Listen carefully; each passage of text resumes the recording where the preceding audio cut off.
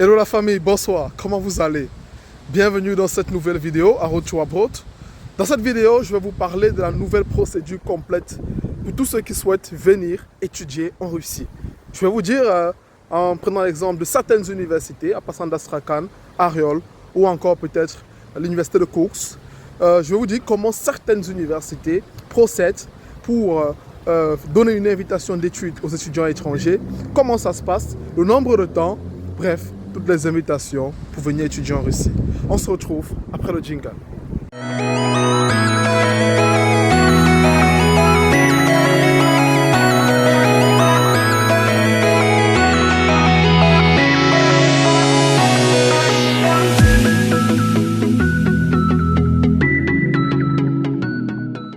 Alors les amis, déjà avant toute chose, je tiens à vous remercier, vraiment encore une nouvelle fois pour votre soutien massif autant pour moi sur cette chaîne, votre encouragement, vos commentaires et encore, voilà, tout votre soutien. Voilà, je dis toujours à tous ceux qui envoient des messages via mail, pas forcément pour faire la procédure mais pour remercier, vos messages sont reçus et vraiment merci encore.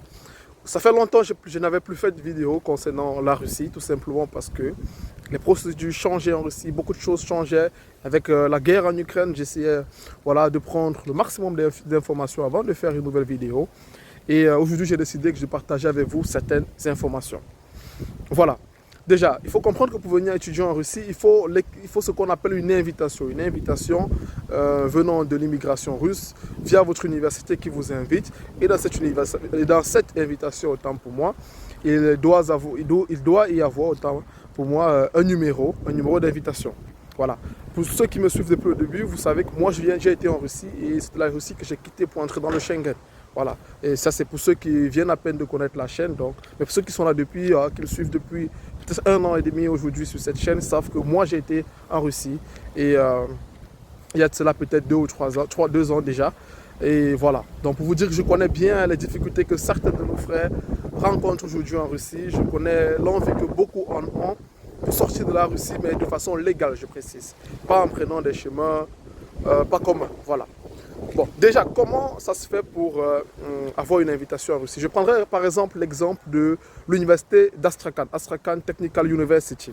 C'était l'université où moi j'avais étudié en Russie et j'ai envoyé beaucoup d'étudiants étudier là-bas.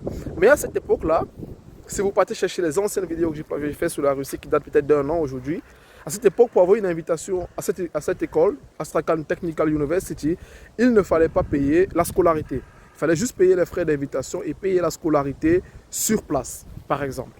Voilà. Mais aujourd'hui, au jour d'aujourd'hui, pour avoir la même invitation dans cette université, au-delà, c'est-à-dire hormis des frais d'invitation que cette université prend, qui ne sont autour de 2000 roubles, voilà, vous allez convertir dans votre monnaie, au-delà de ces frais d'invitation, lorsque l'invitation sort, l'université ne vous enverra cette invitation que si vous payez cette fois-ci la moitié des frais de scolarité.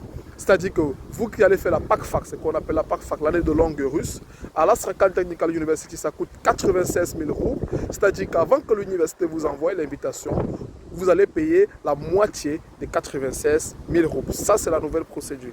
Pourquoi ils ont fait cela? Vous vous en doutez bien, c'est peut-être parce qu'il y avait beaucoup d'étudiants qui entraient, ne payaient pas la scolarité ou bien qui arrivaient, changeaient d'université. Voilà. Donc l'université d'Astrakhan Technical University a lancé cette procédure-là. Voilà. Maintenant, parlons par exemple d'une université comme Ariol. Ariol University par exemple, l'université d'Ariol, Technical University d'Ariol, vous allez juste payer les frais d'invitation qui sont autour de 5 000 roubles, 4 000 ou 5 000 roubles à mes dernières sources. Voilà. Donc, à l'heure d'aujourd'hui où je fais la vidéo, l'université d'Ariol ne demande pas de payer les frais. Je dis bien l'université d'Ariol ne demande pas de payer les frais. Alors, peut-être ils changeront dans les jours, des semaines ou des mois à venir.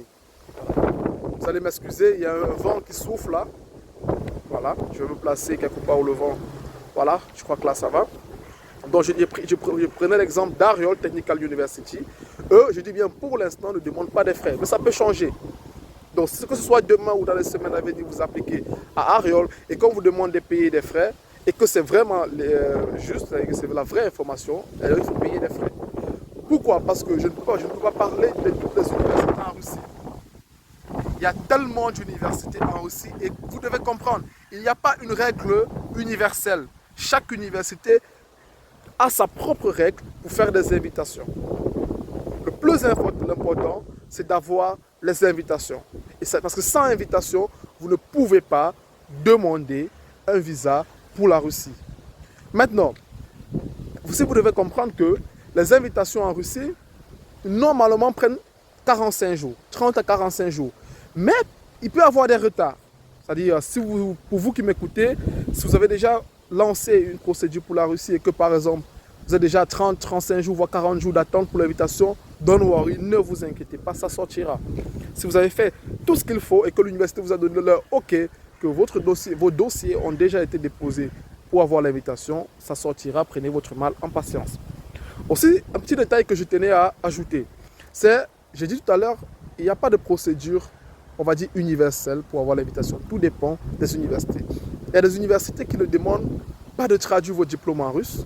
Il y a des universités qui ne demandent même pas vos diplômes pour avoir l'invitation. Moi, je connais des universités, par exemple, à l'époque, Astrakhan prenait juste le passeport, votre passeport, les frais d'invitation et juste le diplôme du bac en français. Ils ne demandaient ni de traduire en anglais, ni de traduire en français. Et c'est toujours le cas. La seule différence, c'est qu'à Astrakhan, par exemple, vous devez payer la moitié des frais. Il y a d'autres écoles, voilà, je ne peux pas tout citer, il y a d'autres universités en Russie.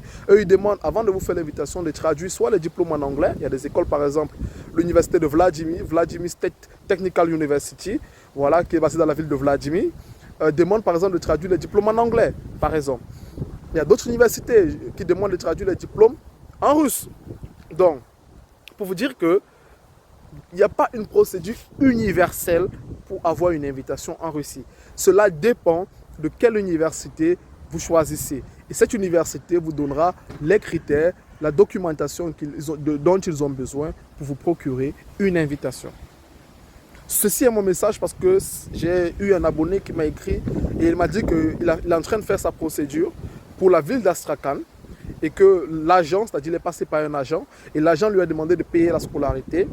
Intrigué, j'ai vérifié par mes sources qui sont à Astrakhan qu'effectivement la procédure a changé et que maintenant il faut payer les frais de scolarité. Donc si cet abonné me regarde, qu'il ne craigne, qu'il continue avec son agent, l'information qu'il lui a donnée est juste. Voilà. J'ai vérifié et c'est juste. Donc pour dire que les procédures changent, vous qui avez vu mes vidéos d'il y a un an c'est il y a un an, les universités changent, augmentent des frais, changent de procédure. Les choses ne peuvent plus être les mêmes. Voilà.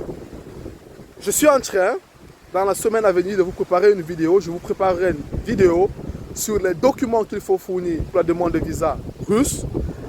L'entretien, surtout l'entretien parce que depuis il y a une année, j'ai remarqué qu'il y a beaucoup de refus de visa russe. Il y a beaucoup de personnes qui m'ont contacté, ils ont eu des refus de visa russe. Ce qui n'était pas le cas il y a 2 ans ou 3 ans aujourd'hui. Donc, je vous préparerai une vidéo concernant la nouvelle documentation, comment appréhender l'interview, parce que maintenant l'interview c'est corsé, on vous pose des questions vraiment très corsées à l'interview à l'ambassade de Russie. Donc je vous préparerai une vidéo spécialement pour ça. Donc je m'arrête dans cette vidéo, c'était juste pour vous informer des nouveaux changements vis-à-vis des visas étudiants russes, des procédures, des timings, des documentations, etc.